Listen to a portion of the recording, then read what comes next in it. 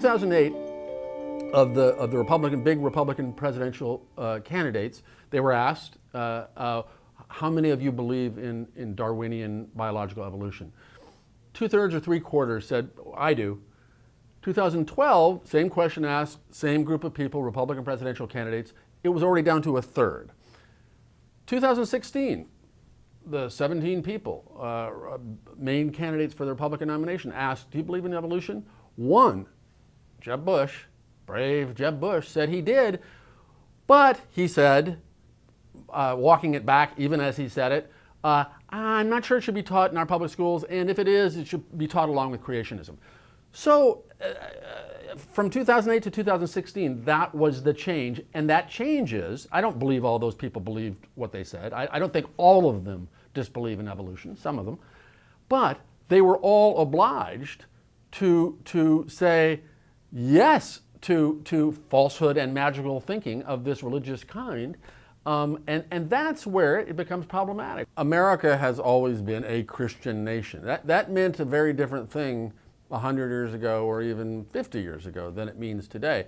I grew up not going to church very often at all and not with much religious education, but all of my friends were weekly regular churchgoers of various kinds. Christian Protestant religion became extreme, became more magical and supernatural in its beliefs and practices in America than it had been in hundreds of years, and more so than it is anywhere else in the developed world. So you have that happening. At the same time, not coincidentally, you have the Republican Party beginning, certainly by 30 years ago, becoming more and more a party of those religiously extreme Protestants.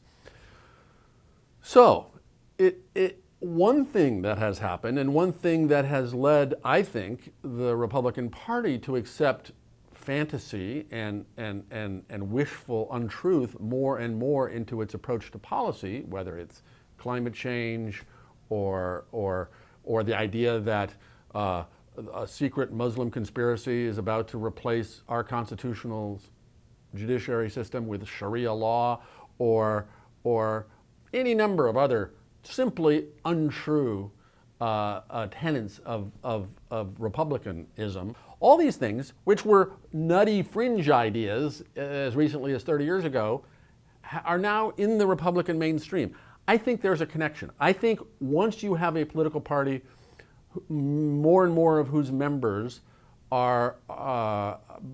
believe in religious and supernatural fantasies of a more and more extravagant kind, it stands to reason, or to unreason, that you will have a party that is more and more inclined to embrace the fantastical in its politics and policy. Believe whatever you want in the privacy of your home, in the privacy of your family, in the privacy of your church. But when it bleeds over, as it inevitably has done in America, to how we manage and construct our economy and our society, we're in trouble.